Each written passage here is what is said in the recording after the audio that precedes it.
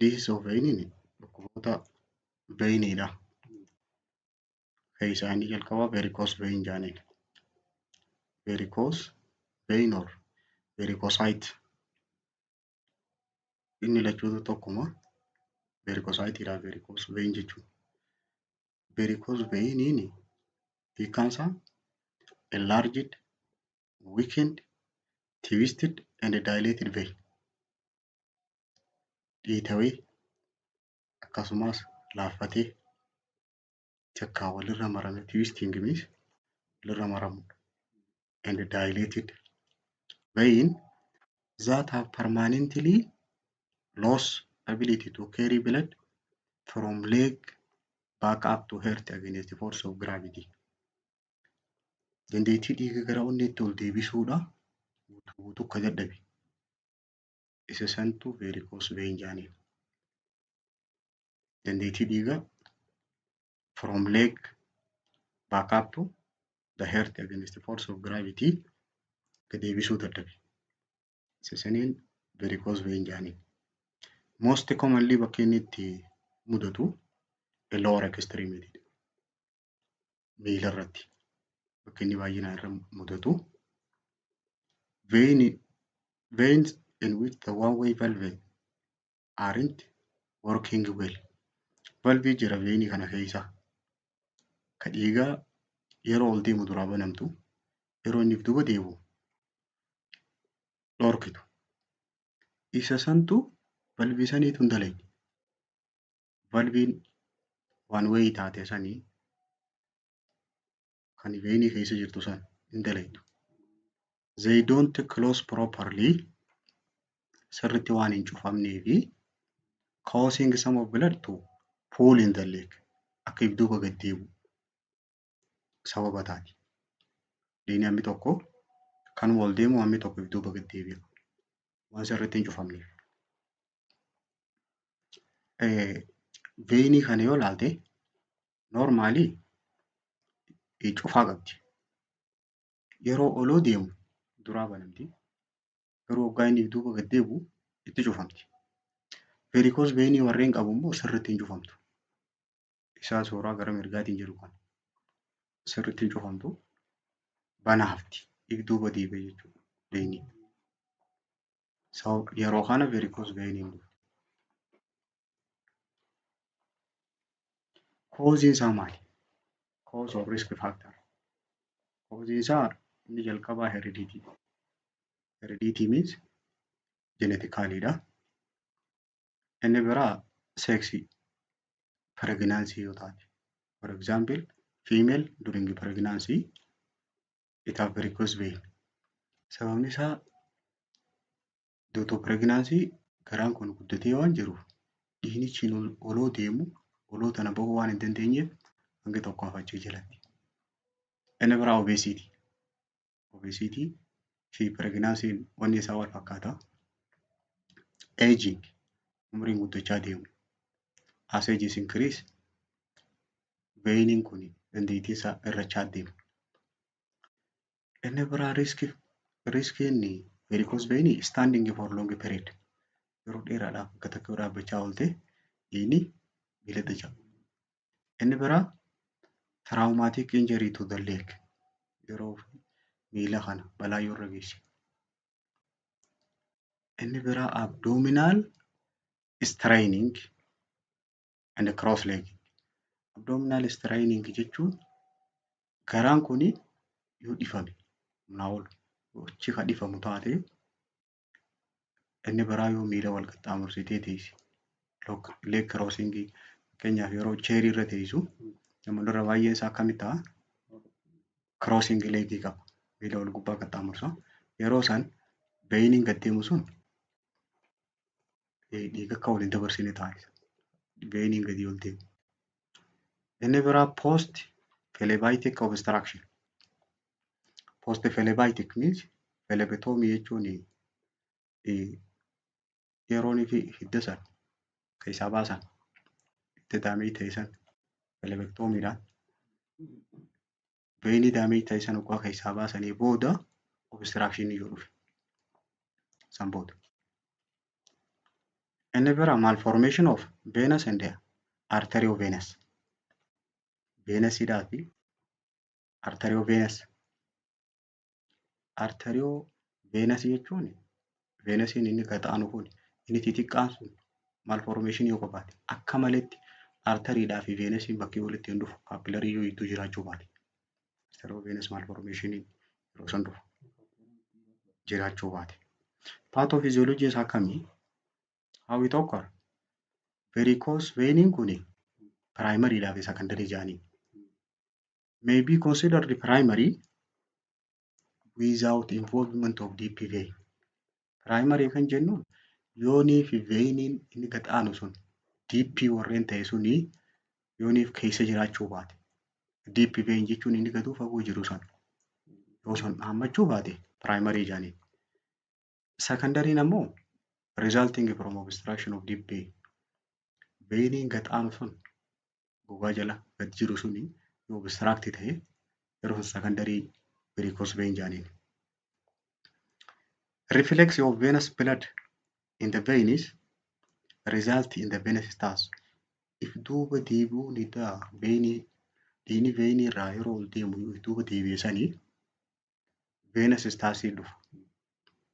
Venous stase jechuun veiniin kun akka uumaa sochoosuu hin dandeenye akka bakka san taa'u dhiigni isa keessa deemu yoo if duuba deebi'aa oole akka dhiiga achi keessatti akka hafu taasisa veinii keessatti. If only superficial vein are affected, veiniin inni gara gubbaa kun deep veinii osoo hin ta'in gara gubbaa kun yoo miidhamu taate the person may have no symptom. Mallattoo hin qabu. Garuu may be troubled by the appearance of dilated vein. Veiniin kun gurguddatee isarra mul'achuudhaan cinqamuu danda'a. Maaliif akkana gurguddatee jiru? Garuu symptom hin qabu. Mallattoon itti dhagahamtu hin jirtu yoo superficial veiniin kun kan miidhamu taate. Clinical manifestation isaa mallattoon irra mul'atu tired, dadhabbii qabaa, feeling of heaviness, itti ulfaata, bilisu, itti ulfaata, aching, painii qaba ni dhukkuba, swollen leg, miilli kun ni hiitama. Inni biraa night time leg cramps, yeroo halkanii miilli kun ni cicciniina. Night time leg cramp qaba. And leg restlessness. Boqonnaan itti dhagahamtu miila kanatti. Itti ulfaata. Visible enlarged vein mul'ata. Veiniin miilarra jiru kuni irra mul'ata dirree bahee. Ka'ii ta'e kun. Mild swelling of ankle, especially in the evening. Keessaa yeroo ganama fi galgala naannoo ankiliidhaa hiitaa jira. Hiitaa waa xiqqoo jira. Naannoo koomeedhaa. Yeroonii fi qilleensi qabbanaa'u jechuudha. Skin as the ankle is discolored. Gogaan naannoo ankilii jiru san naannoo koomee kan jiru sanii kalarri isaanii jijjiirama. Skin ulcer near the ankle. Naannoo sanirra madaa qabu. Ni madaawa. Increased susceptibility to injury and infection. Dhukkubaa fi balaadhaaf illee saaxilama. Veinii isaa gubbaa waan jiru naannoo sanirraa madaa waan qabuuf balaadhaaf saaxilamaadha. Kan biraa clinical manifestation isaa biraa keessa telangiectasia jedhanii appearance of spider vein. Spider vein telangiectasia jedhanii leegii miidhame san irratti veiniidhaatu akkana gubbaa bahee aaroo irra fakkaata. Telangiectasia jechuun aaroo fakkaachuu sani gubbaa irratti akkana ol bahee xixxiimatee suuraan isaanii jirti. Telangiectasia jechuun akkana gubbaatti ol bahee tatta'a. Kan biraa mallattoon isaa redness, dryness, itching of the area of skin. Bakka bakka miidhamte san irratti ni diddiimata, goggoga qaba, ni nyaanyaata ammas itchiness qaba around the area of skin or istasis dermatitis or venous eczema jedhanii. Egaa gogaan bakka san hin jiru diddiimatee nyaachuu sani. Akka alarjiitti istasis dermatitis jedhaniin dhiigni keessatti hafuu sanii fi allergic reaction dhufa. Yeroo san nyaata. Cramp when making sudden move as standing up. Yeroo lafaa hin ol ka'aa jee hin danda'u bakka. Fakkeenyaaf yeroo haduude miilli waan lafaa hin ol ka'aa jee namni akkam godha? Walii gad harkisa. Cramping when making sudden move as standing up. Minor injury to the area may bleed more and take long time to heal. Bakka san yoo xiqquma murame yookaan dhiige dhiigni baay'inaan taaya. Morbility qaba. Fayyuudhaaf ammaas yeroo dheertuutti fudhata. Inni biraa lipodermatosclerosis jedhaniin. Lipodermatosclerosis means skin above the ankle may shrink. Walitti shubamuu gogaan naannawa ankilii gubbaa jiru sun lipodermatosclerosis jedhaniini. Walitti shubamuu gogaan koomee gubbaa jiru sun. Amma varicose vein suuraan isaa kana. Veiniin akkana gubbaa irratti ol babahee jira. Kuni beforeedha. Osoo hin wallaanamin dura. After akkana ture. Akkana ta'a. Beforeedhaa fi aftariin kun osoo wallaanamin dura. Kun ammoo eega wallaaname. Akkana gubbaa baha gogaan. As gubbaa irratti akkana babahee mul'ata.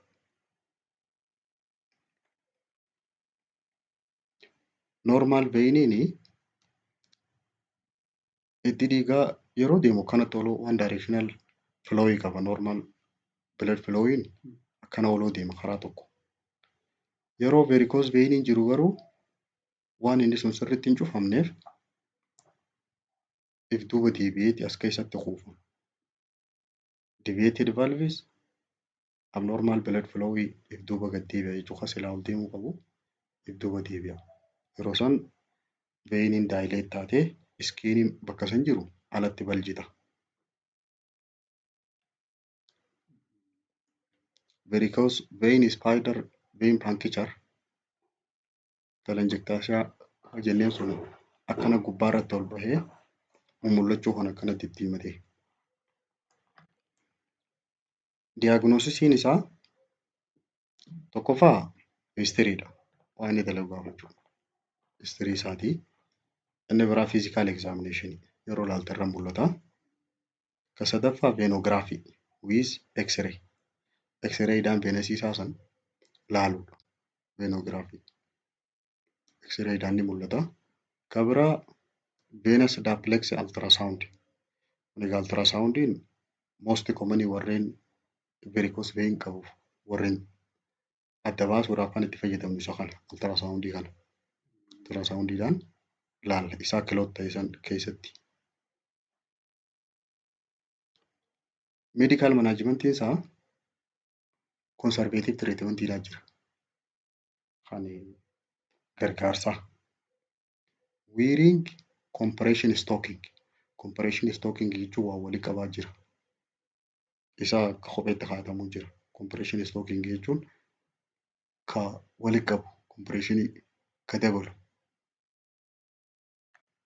Kana kun compression stocking jechuun waan kaa'atan ta'a.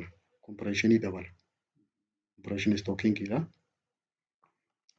Managementiin isaa keessaa conservative treatmentiin alleviate or decrease swelling and pain. Dhukkubbiidhaa fi dhiita san gadi geessu. Help heal any skin inflammation or ulceration. Madaa yoo qabaate yookaan inflammation yoo qabaate akka isiin sun fayyitu gargaaruudha. Ka biraa sclerotherapy. Iskaleroteraappii jechuun akkana keessaa waraabuu sana.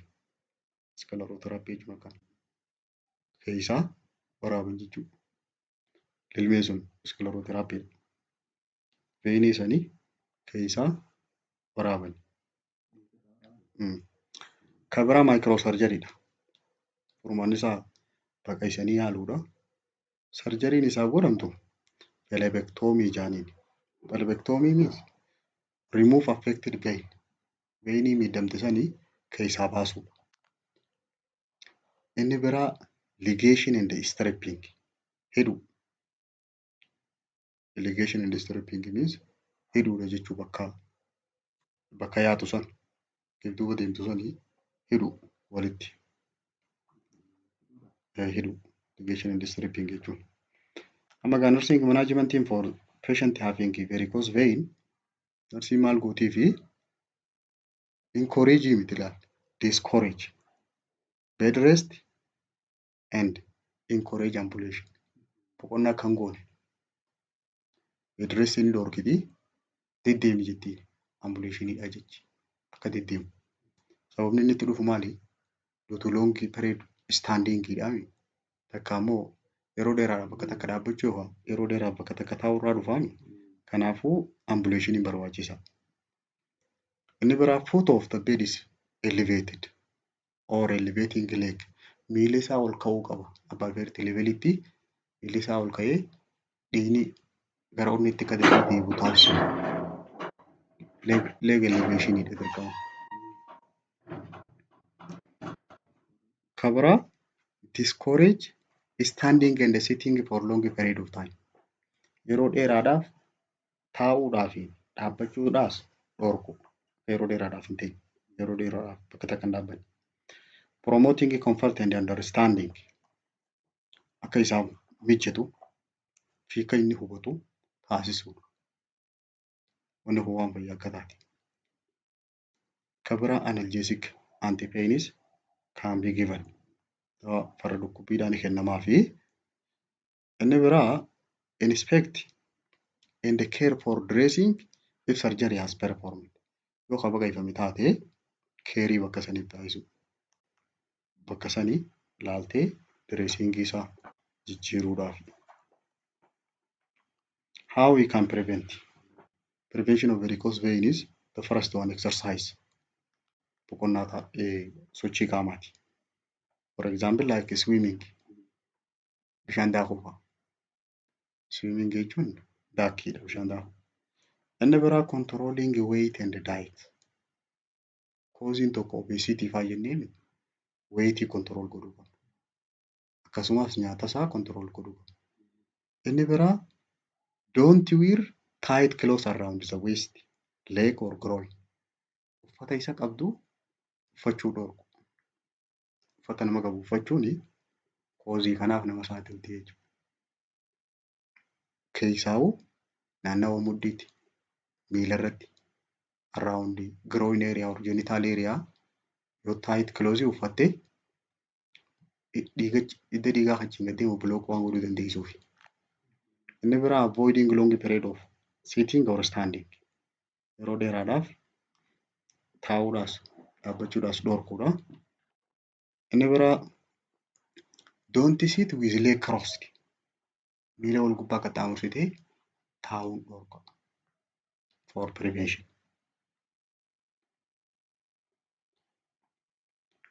Inni biraa kan aanu disorder of tissue perfusion and hematological system. Magaa wantoota tissue keessa yaa'anii fi waa'ee dhiigaa as jala laalla. Jalqaba RBC disorder. Red blood cell disorder isa. Isaanii jalqaba anemia. Anemia jechuun deficiency of hemoglobin jechuudha. Anemia jechuun it is qualitative or quantitative deficiency of hemoglobin, red blood cell that transport oxygen.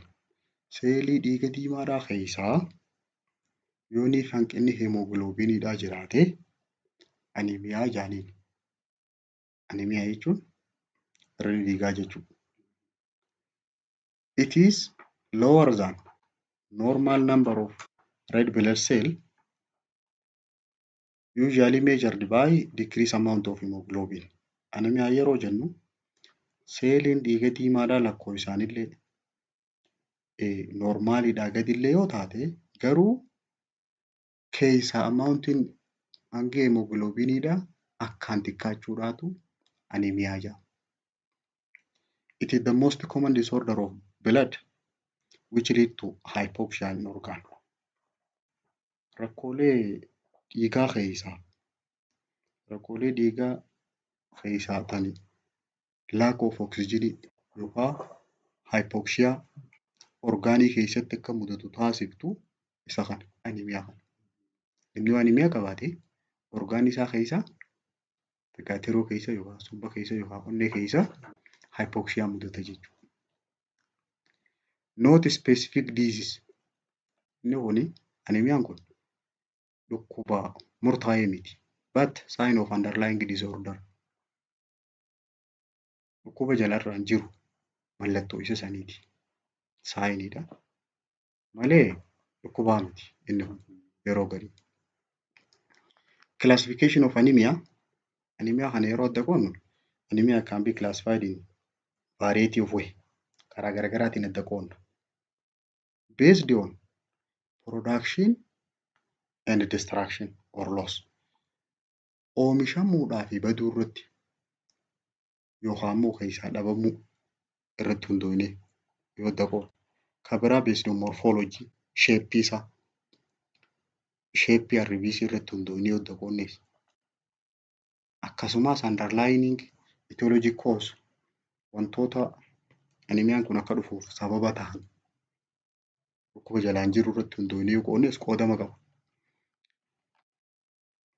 Potential causing isa kana akka dhufu taasisu anemiyaan kun akka dhufu wantoonni sababa ta'an inni tokkoffaadha loss of RBC due to bleeding. Dhiiguu irraa kan ka'e red blood celliin kun yooniif dhabame takkaa yoo irrate. Bleeding from GIT, uterus, nose or wounds takkaa madaa yookaan immoo funyaan irraa takkaa uterusiin dhiigee yookaan GIT'n dhiigee sababa kanaan dhiigni yoo keessaa gad xiqqaate. Inni lammaffaa causing decreased production of RBC. Hematopoiesis processing dhiigni itti oomishamu yoo gayaa ta'uu baate jechuudha. Seeliin dhiiga diimaadhaa hangi oomishamu yoo gad xiqqaate. Or ineffective hematopoiesis. Maaliif kun gad xiqqaata? Deficiency in cofactor for erythropoiesis, bone marrow suppression or lack of erythropoietin. Takkaa erythropoietiniin yoo gayaa ta'uu baate yookaan immoo bone marrow seeliin bakki silaas dhiigni itti oomishamu sun suppress yoo taate due to disease yookaan immoo cofactorii yoo jiraachuu baate dhiigni kun yeroo oomishamu cofactorii jira. Wantoota isa kana garas irraa gamanatti kan jijjiiramu taasisu. Karaa reediitti kan jijjiiramu wantoota taasisuu jiru. Yoo inni kuni gayaa ta'uu baate hematopoiesis jaaniin adeemsa kana adeemsa RBC'n itti oomishamu kana. Lack of erythropoietin. Erythropoietiniin kun keemikaala. Erythropoiesisiin ammoo kun RBC'n bone marrow keessaa gara ispiliiniitti akka dhufu isaa taasisa. Ispiliinii keessa eega dhufee ammaas gara reediitti kan jijjiiramu erythropoietinii taasisa. San booda seelii gara qaamaa achii booda gamana raabsama. Inni biraa hemolysis. Hemolysis jechuun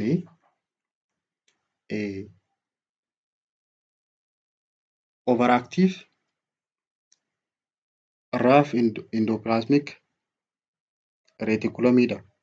Moo hypersplenism jechuun hypersplenism yoo spleeniin suni humnaa ol aktiif ka taatu taate osoo guyyaan hin gahin ka oomishtu yoo taate osoo inni maachur hin taane hyperactive jedhaniin. Overactive yookaan immoo production of abnormal red blood cell. Seeliin dhiigaa diimaadhaa kuni yoo abnormaalii ka oomishamu jiru taate duutuu sickle cell anemia kaansarii irraa jechuudha. Sickle cell anemiyaan kaansarii qabu. Sababa kanarraa abnormaalii yoo ka oomishamu taate hemolysis yaani hemolysis jechuun distractionidha. Distraction due to overactive or abnormal production. Causein anemiyaadhaa sadeen kana. Risk factoriin yookaan causein anemiyaa kana fiduu dandeessu warreen kun amma cause and risk factor kan jennuun kun directly fida. Hareefu immoo potentiaalii yooniif irra ture inni kun dhufa potentiaalii. Kun ammoo fiduu danda'a. Inni jalqabaa blood loss'idha. Or nutritional deficiency hanqina nyaataarraa takka dhiigni irraa yaa'uuf due to trauma, disease or medication dawaalleen. Ka biraa problem with the bone marrow rakkoo bone marrow wajjin jirtu. Bone marrow saayitii dhiignitti oomishamuumi. Ka biraa heavy menstrual period. Heavy menstrual period means bleedingiin during menstrual cycleedhaa ml 80 ol yoo kute akkasumas yeroon isaa yoo dafee kan itti deddeebi'u taate heavy menstrual period jedhaniini. Inni biraa due to pregnancy yeroo ulfaa dubartoonni kanaaf saaxilamu. Inni biraa older age yeroo umriin kara manguddoochi garagaltee clinical manifestation anemiyaa mallattooleen isaa several factors influence anemia associated symptom. Mallattoolee tana arguun dura wantoota anemiyaa kanaa wajjin wal qabatanii jiru. Kan mallattoo tana nuti irra dhaabbannee ilaalla. Inni tokkoffaa saffisa isaati. Speed with which anemia has developed. Saffisa inni kun itti dhufe. Akkasuma duration of anemia. Hanga inni kun irra ture. It is chronicity irra turuusaa. Ka biraa metabolic requirement of individual. Qaamni maasii hangam takka isa kana gaafachuu jira. Other concurrent disorder or disability. Rakkoolee isa kanaa wajjin jirtu. Concurrent jechuun isaa wajjin kan jirtu or disability takka hirrina isa kanaa wajjin jiru. Kanarra hundoonee mallattoon isaa garaagara.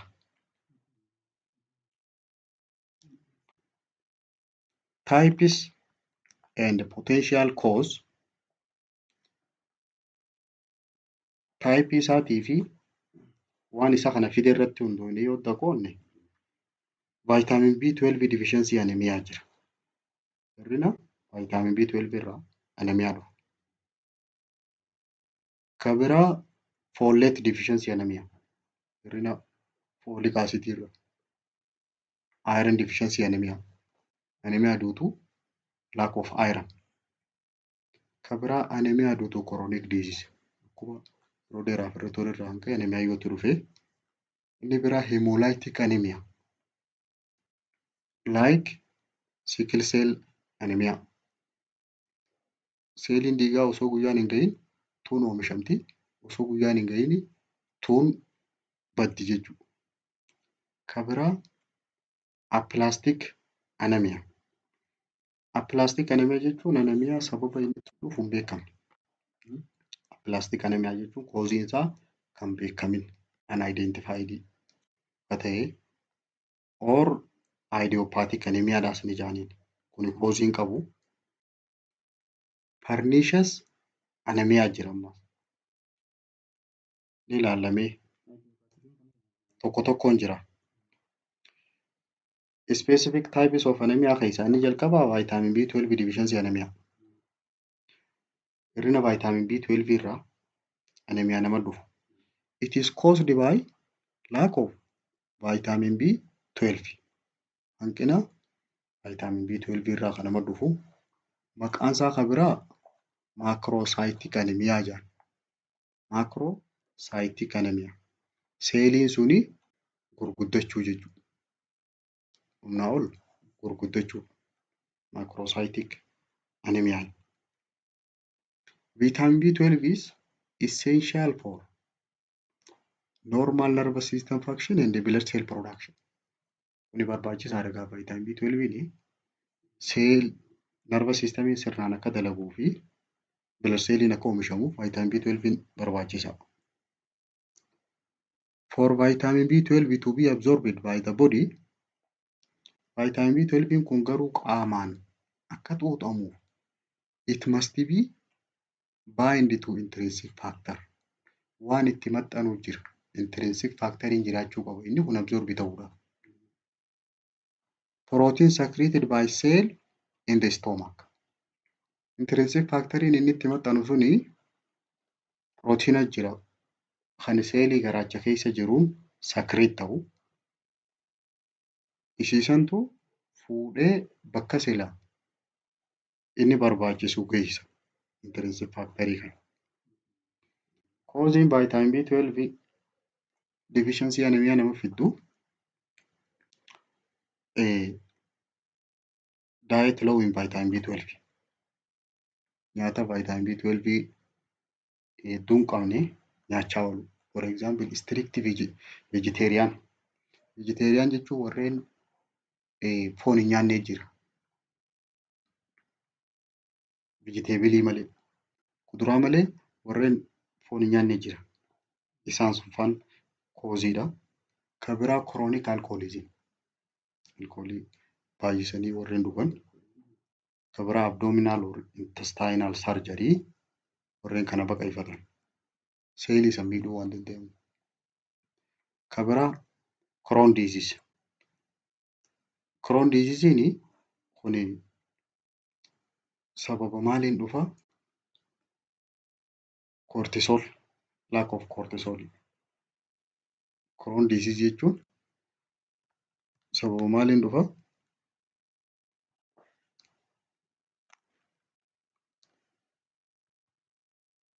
Crohn disease'n sababa kaansariitiin dhufa. Kaansarii. Inni biraa intestinal malabsorption disorder. Intestinii keessatti yoo xuuxamuu baate.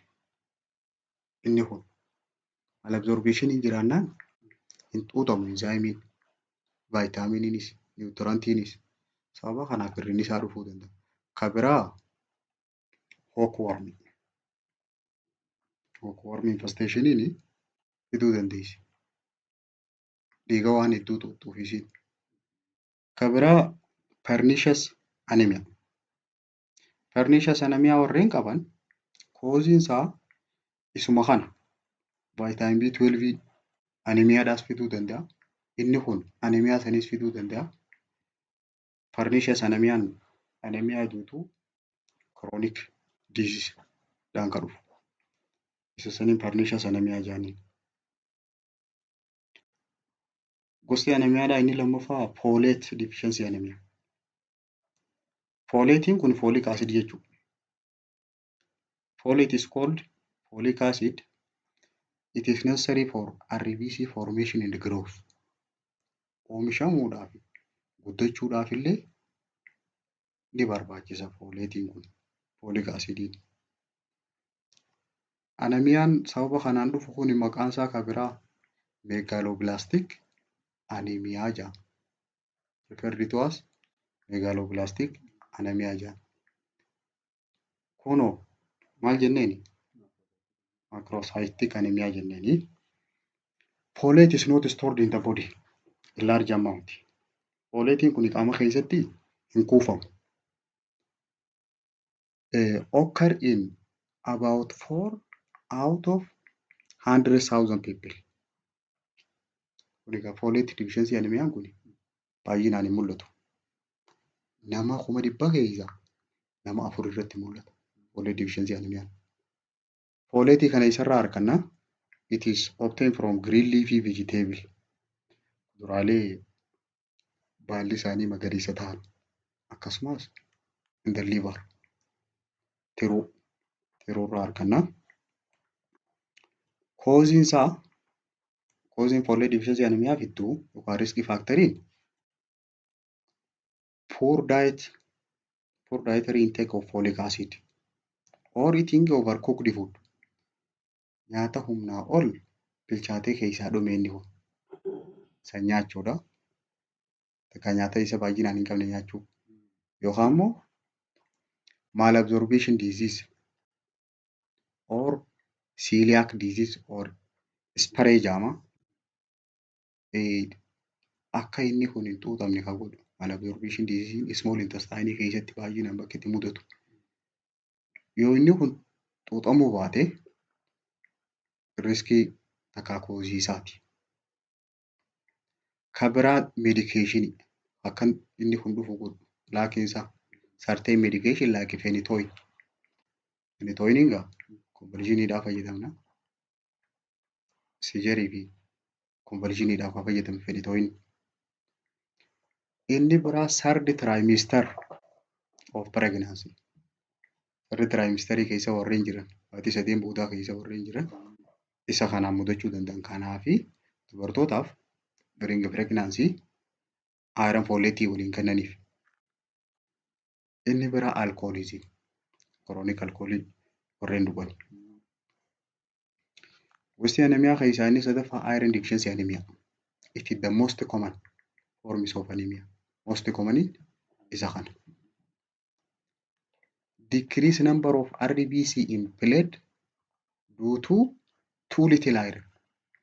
Ironiin humnaa ol gad xiqqaachuu irraa kan ka'e lakkoofsi RBCdha dhiiga keessaa baay'ee gad xiqqaata. Inni kun yeroo kana RBC are not providing adequate oxygen to body tissue. Oxygenii gahaa tishuudhaaf hin dhiheessu jechuudha yeroo kana. RBC silaa faayidaan isaa oxygenii fuudhee deemuuni. Eenyufaa riskii? Warreen riskii ta'an girls going through puberty warreen amma dardarummaa irra jiran dubartoonni are high risk. High riskidha. Sababni isaanii maaliifi? Because of onset of menstruation. Yeroo san menstrual cyclein eegalti. Yeroo san dhiigni irraa yaa'uu eegala. Kanaafi iron deficiency anemiyaadhaaf baay'ee saaxilaman isaan kun.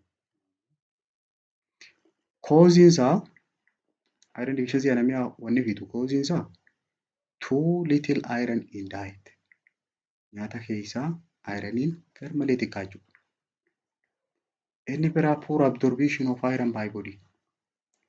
Qaamaan ironiin kun xuuxamuu dadhabu. Inni sadaffaa loss of blood. Dhiiga dhabu. Including from heavy menstrual bleeding. Dhiigni baay'inaan yookaan yaa'u taate sababa menstruation irra. Who risk group? Warreen risk groupii ta'an women of child bearing age. Warreen sadarkaa ulfaa'uu keessa jiran hundi dubartoonni riskiidha. Inni biraa pregnant and lactating women warreen ulfa qabanii fi warreen harma ho'isan. Risk groupiin biraa infantis, children and adolescent in rapid growth. Ijoollee warreen nama tokko gadi under 5 fi adolescentiin kuni rapid growth keessa waan jiraniif saffisaan guddachaa waan jiraniif risk groupii iron deficiency anemiyaadhaan qabamuu danda'an. People with poor dietary intake of iron warreen nyaata ironiin keessa hin jirre baay'inaan sooratan. Inni biraa blood loss warreen dhiigni irraa yaa'e due to peptic ulcer madaa marrimaanirraa long term acetyl salicylic acid use aspiriinii warri yeroo dheeraadhaaf fayyadamaa ture. Kolon kaansar warreen qabu. Kaansarii marrimaan furdaa. Sababa sanarraa warreen dhiignirraa yaa'an. Isaan kun riskii guruppii jedhamu. Inni afuraffaa heemolaayitik aneemiyaa. Heemoo means blood, lytic means destruction of anemia. Hemolytic means inadequate number of circulating RBC caused by premature destruction. Hangi seelii dhiiga diimaadhaa kan sarkuleet taatoo qaama keessaa gayaa ta'uu dhabu. Sababni isaa premature destruction osoo yeroon hin geenye bada kun. Sila normaalii guyyaa 120 turuu qaba.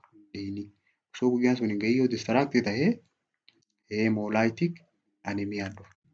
Causein isaa it can be autoimmune ofiif jechuudha.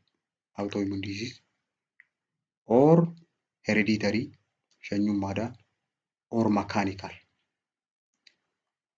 Mechanically yeroo jennu boommaroon suni yookaan miidhamtu ta'a. Sababa sanarra. The bone marrow is unable to compensate for premature destruction. Amma egaa dhiigni irraa gamanatti osoo yeroon hin geenye du'u jira. Boommaroon hanga silaa barbaachisu san oomishuu hin dandeessu.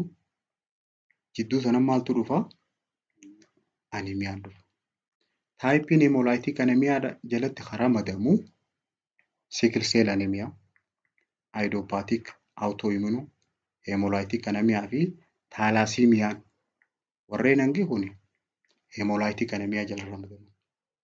Hundinuu osoo yeroon hin geenye baduu sani premature destruction isaan kun hundi.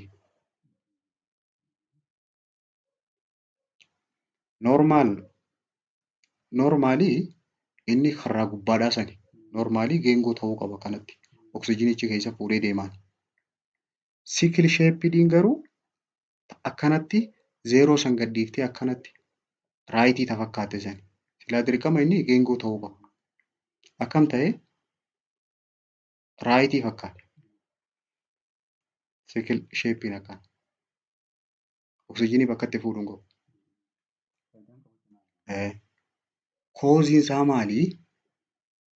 Abnormal hemoglobin.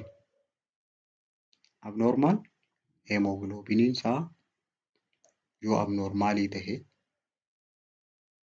sickle cell anemia fi thalassemia kan ammaan tan akka amma laallee kan abnormal hemoglobin. Abnormal hoggaa ta'uu san sheeppii isaa baana. Sheeppiin isaa normaalii geengoo ta'uu qaba. Sickle cell anemiyaadhaa fi thalassemiyaan yeroo kana mudachuu danda'an baay'inaan. Thalassemia fi sickle cell anemiyaadha hemolytic anemia tokkuma jiru. Causein isaatis wal fakkaata. Kan biraa enzyme deficiency hanqina enzyme glucose 6 phosphate dehydrogenase deficiency hanqina enzyme kanaa yoo mudate namni. Hanqina enzyme kanaa yoo mudate kan biraa hemolytic anemia acquired antibody related. Antibody related jechuun sababa antigen antibody irraa kan ka'e yoo itti dabre taate. Antibody reaction jedhaniini kuni dhalootaan geneticaliidha. Antibody relatediin ofumaaf balleessiti seeliin. Kun iso antibodyidha. Kuni transfusion irraa kan dhufu. Iso antibody transfusion reaction jedhaniini. Dhiiga namticha fudhatee sanii kasaa jidduutti reactioniin dhufee sababa kanarraa hemolytic anemiyaan dhufuu danda'a. Kan biraa autoimmune hemolytic anemia sababa immuniitii isaati. Sababa immuniitii isaa seelii isaa san diina seetii ajjeeftu. Koozii isaa kan biraa liver disease hubateerudha. Trauma or mechanical heart valves valviin onneedhaa miidhamuufa.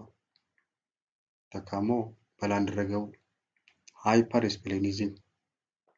Spleeniin overactive ta'uu osoo yeroon hin ga'iin. Kan biraa infekshinii irraa kan ka'e sababa baakteeriyaadha. Kan biraa dawaa medication long period of time yoo fayyadaman corticosteroidii. Kan biraa inherent disorder genetical jechuudha. Inherent disorder jechuun kan dhalootaa wajjin dhufe sanyiidhaan. Common symptom of sickle cell anemia and also other types of anemia. Akka waliigalaatti mallattooleen anemiyaadha. Kan sickle celliitis haa ta'u, kan taayipii biraatis haa ta'u, mallattoon isaa kan waliigalaa tokkoffaan paleness, pale around the skin and conjunctiva. Wixoolee addaachuu jechuudha. Paleness qaba. Yellow eye or skin qabaachuu danda'a jedha. Gogaanii fi ijjitiinis biicaa ta'uu dandeessi jedha. Yoonii fi liver probleemiidhaan wajjin jiraate yeroon kun. Kan biraa fatigue dadhabbii qaba. Breathlessness hafuuraa itti citaa. Rapid heart rate dhawannaan onneedhaa ol kaatuudha. Delayed growth and puberty dafeen guddatu akkasumas dardarummaan dandeettii hin dhuftu puberty turti. Inni biraa susceptibility to infection dhukkubni dhufe hundi biraan guutu saaxilamaadha. Ulcer on the lower leg miila gara gaxaanurraa madaa qaba. Ulcer on the lower leg ofumaaf madooti malee waa tuqanii miti. Kan biraa jaawundisii qabaachuu danda'a. Discoloration yellow discoloration qabaachuu danda'a. Bone pain lafeen dhukkubuu dandeessi. Lafeensaa. Attack of abdominal pain amma garaan dhukkubaa oola. Feverii qaba. Laayidaa. Kan biraa gurri namatti iyyuudhaa fi kan afaan asirratti hin dubbanne fakkaata. The patient may also have maal qabaachuu danda'a ammas kan biraa blood urine hematuria qaba. Fincaan isaa keessa deemee jiraachuu danda'a. Frequent urination amma fincaanuu danda'a. Excessive thirst dheebuu qaba hedduu. Inni biraa chest pain qaba. Qomti ni dhukkubdi. Poor eyesight ijaan hedduu humaan argu. Yookaan blindnessii dhaa'uu qabaachuu danda'a. Baquu danda'a. Inni biraa priapism jaanii painful erection yeroo penasiinsaa yeroo ka'u ni dhukkuba. Painful erection jaanii. Inni biraa there are several types of crisis. Crisis hedduu jira. Yeroo anemiyaan kun yeroo hammaate crisis yeroo san dhufu. Hemolytic crisis, splenic sequestration crisis fi aplastic crisis jira. Ilaallamee. Hemolytic crisis kun yoo caccabeessi huni kaarra hammaatu taate rakkoo dhuftu. Splenic sequestration crisis jechuun spleniin kun yoo humnaa ol wanni irratti bile sequestration medication irratti hoggaa ilaalu warreen insoluble ta'an gara insolubility jijjiirtee dawaadhaaf itti fayyadamna jenne. Kanaan dura kunis spleniin kun humnaa ol dhiiga kan keessaa maddisiisaa oolti. Baasaa oolti. Splenic sequestration crisis jaanii yeroo sana. Kan biraa aplastic crisis kun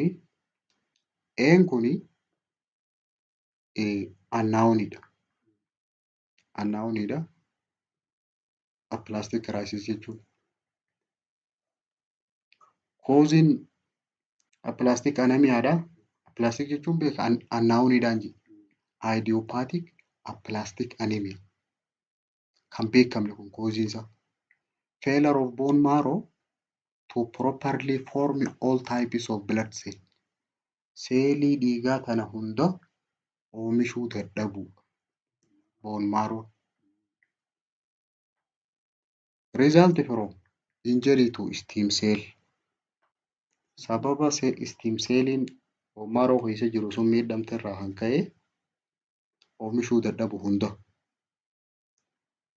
Also called pancytopenia jaaniin. Pancytopeniaan kuni fi idiopathic aplastic anemiyaan tokko. Causein isaan beekamu jira. Causes annaa'u. Idiopathic wanni jiruuf aplastic wanni jiruuf annaa'uunidha. But it is thought to be autoimmune process jaaniiti yaadama jira. Sababa immunity isaarraa kan ka'e tahuu danda'a jaanii yaadama. It may be related to maalii wajji walitti hidhaadha? Chemotherapy dawaadhaan, radiation therapy carallaadhaan wallaanamuu kanan dura, toxin, summii, drugs, pregnancy, ulfa, kabiraa congenital disorder uumamaan hanqina isiisanii qabaachuu, systemic lupus erythematosus.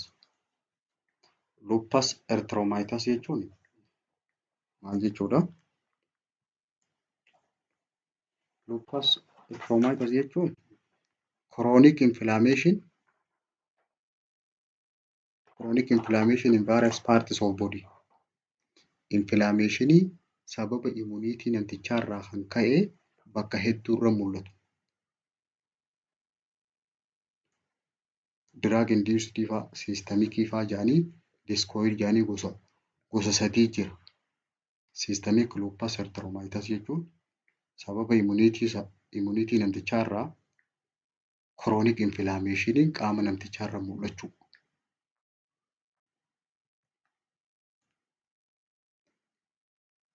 Kan aanu assessmentidha. Assessment and diagnostic finding. Nama anemiyaa qabu jalqaba physical examination and history. CBC'n mandatoryidha. Complete blood counting. Hemoglobin concentration. Akkasumas hematocrit. Hemoglobiniin hangam takka, hematocrit'n hangamidha. Kan biraa laboratoriidhaan ESR, erythrosedimation rate, red blood cell, folate level, folate hanga keessa jiru, serum vitamin B12, renal function test, waa hedduu godhama gaas. Vitamin B hangam takka keessa jira, kaleen hangam takka calaltii. Iron test, ironii test godhaniiti at serum level dhiiga keessa hangam takka binding capacity isaa fuudhee deemuun hangam takka saturation isaa hangam takka ni qorata.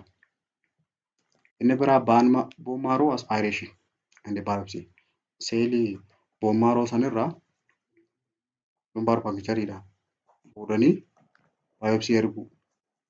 Urine cast or blood in the urine. Urinary cast jechuun fincaan keessa waan jiru laalu. Takka bloodidha moo proteinii moo maaltu jira? Elevated bilirubin. Bilirubiniin garuu ol ka'aa jira. WBC laaluudha. Kaawunti godhu. Kan biraa erythropoietin level.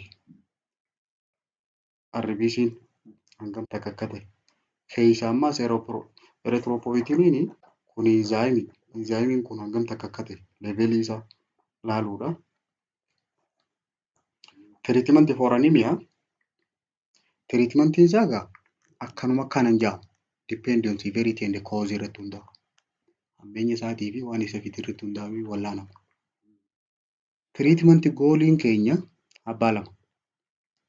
To get RBC count or hemoglobin level back to normal bakka duraanitti deebisuudhaa fi to treat underlying cause of anemia.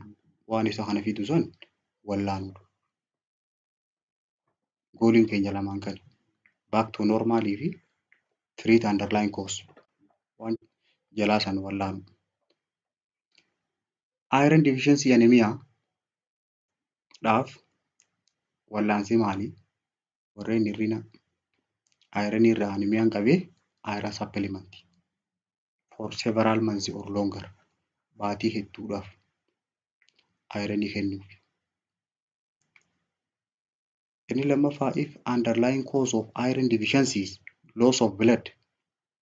Yoonii fi kooziin isa kanaa sababa dhiigni irraa yaa'eef taate the source of bleeding must be located and stopped. Maddii dhiigni kun irraa yaa'u jiru suni adda baafameeti dhiigni sun dhaabbachuu qaba. Underlying cause isaa yoo loss of blood taate. Inni biraa nyaata meat, poultry, fish, egg, dairy product. Kuni fooni, poultry jechuun lukkuu, kun qurxummii, killee, nyaata dairy product jechuun nyaata waan firii irraa walitti dhufu yookaan iron fortified food nyaata ironii itti dabalame are the best source of iron found in the food. Ironii nyaata keessatti argamu isa san nyaachisuun barbaachisaadha. Habiraa ferrous sulfate kennaniif dawaadha kun ferrous sulfate taabileetiidha. For vitamin B12 deficiency anemia warreen vitamin B12 deficiency anemia yoo taate pernicious anemia is treated with injection of lifetime injection of vitamin B12. Vitamin B12 hanga jiruu isaa diruudhaaf. Sababa pernicious anemiaatiin. Pernicious anemiyaan kan yeroo ta'u dhufaa yooni vitamin B12 kun kan wanni hin dhaqqabne taate. Intrinsic factoriin jiraachuu baatee yoonii fi bakka silaatti xuuxamu san dhaquu baatee sababa sanirraa hir'inni vitamin B12 yoo dhufe vitamin B12 jiruu isaa guutuu kennuudhaaf. Inni biraa folic acid deficiency anemiyaan treated with folic acid supplement. Folic acid namtichaa kennuudhaan akkasiin wallaanama. Anemia of chronic disease. Anemia sababa dhukkuba yeroo dheeraaf irra turerraa ka'ee dhufe. There is no specific treatment of these types of anemia. Anemia gosa kanaatiif dawaan kana jedhame hin jiru. Garuu xiyyeeffannaan isaa maali? It focus on treating the underlying disease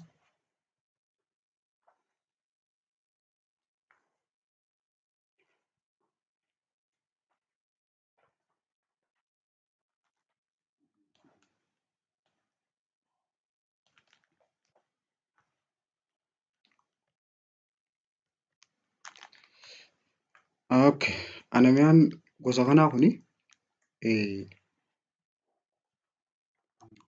specific treatment hin qabu.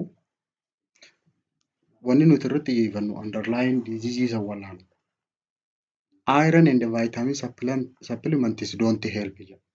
Iron kennuudhaaf fi vitamin kennuufiin isa kana hin gargaaru. If symptom become severe, mallattoon kun hammaattu taate blood transfusion or injection of synthetic erythropoietin may help stimulate RBC production. Dhiiga kennuuniifi takka immoo erythropoietinii artificially oomishame diruufiin ni gargaara isa kana. RBC'n kun akka oomishamuuf. Kabiraa aplastic anemiaadhaaf wallaansi isaa blood transfusion dhiiga kennuufi to boost level of RBC hanga RBC dhaa kana dabaluudhaaf ida'uudhaaf barbaachisaadha. Kabiraa bone marrow transplantation sababa boonmaaroo irraa kan rakkoon kun dhufu jiraatu taate boonmaaroo tiraansplaantii godhu bakka buusu. Bakka biraatti fidanii seelii badde san bakka deebisuu. Kan biraa immunosuppressing medication after bone marrow transplantation. Dawaalee immuniitii suppress godhan kennuufi. Bone marroon suni isin transplant godhan sun akka sababa immuniitiitiif hin banne dawaa immuniitii sanirraa gad xiqqeessu kennuudhaafi. Immunosuppressing medication.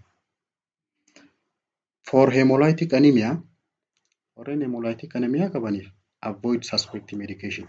Dawaalee isa kana fidu jira jedhamee shakkaman dawaa san irraa dhorku.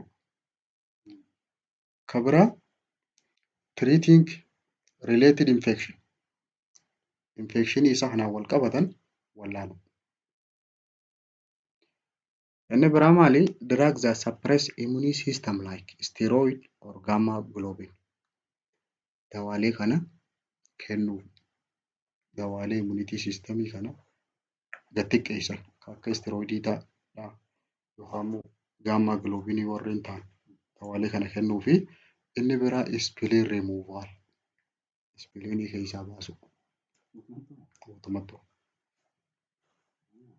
For sickle cell anemia, sickle cell anemia treatment for this incurable anemia. Amma kun kan wallaanamne beeku. Sickle cell anemia hin fayyu. Waan hin wallaanamneef administration of oxygen. Oxygenii kennuudhaaf pain relieving drug dawaalee dhukkubbii sanirraa wayyeessan kennanii fi kan biraa IV afaanii fi intravenous fluid kennuu fi blood transfusion dhiiga kennuuf. Inni biraa folic acid and antibiotics farra baakteeriyaadhaatii fi folic acidii kennanii fi bone marrow transplant. Inni biraa cancer drug hydroxyurea dawaalee kaansariidha kennuudhaaf. Hydroxyurea yookaan hydroxiyaa jedhanii dawaalee kaansariidhaati kun kana kennuufi. Hydroxyurea. Ittisni isaa maali? Prevention of anemia akka waliigalaatti eat food high in iron. Nyaata ironii baay'ee qabu nyaachuu. Eat and drink food that help your body absorb iron. Nyaataa fi dhugaatii qaamni kee akka ironii kana absorb godhu isaan gargaaran nyaachuudhaa fi dhuguu. Don't drink coffee and tea with meal. Bunaa fi shaayii nyaataa wajjin dhuguun dhorkaadha. Kan biraa make sure to consume enough folic acid and vitamin B12. Yeroo hunda folic acidiidhaa fi vitamin B12 gayaa nyaachuu mirkaneeffachuu qabda. Make balanced food choice. Balance food diet filannoo ta'e taasisuu qabda. Avoid food fat and dieting. Nyaata cooma qabu. Food fat and dieting jechuun nyaata akkanumatti nyaatamu. Kuni dhorka. Balanced food malee akkanumatti nyaata agarte nyaachuun dhorkaadha. Talk to doctor about taking iron pill or supplement. Isa fudhatte san itti himuu qabda. Iron irraa gosa fudhatte. Ferrasiidha moo ferrikiidha? Lachuutu gosa ironiiti. Ironii keessaa kam akka fudhatte itti himuu qabda. Ferra salfeetiidha moo ferri gulukooneetii kan fudhatte itti himuu qabda. The possible complication of anemia. Rakkooleen anemia yoo wallaanamuu baate hedduu maali? Diminish capability to perform physical activity. Dandeettiin ati waa dalaguudha ni baddi. Uma dalaguu hin dandeessu. Hypoxemia. Hanqinni oksijiiniidhaa dhiiga keessa si mudata. Hypoxemia jechuun lack of oxygen in the blood. Kan biraa brittle and rigid fingernail. Qeensi caccabuudhaa fi jajjabaa ta'uu, rigidii ta'uu, and cold intolerance qabbana dadhabuu. Qabbana dadhabuudhaa fi dhaamachuu jechuudha. Possible behavioral disturbance in children. Ijoollee irratti amalli jijjiiramuu danda'a. Kan biraa exacerbation of pre-existing cardiopulmonary problem. Rakkoolee sombaatii fi onnee kan duraan jiran sitti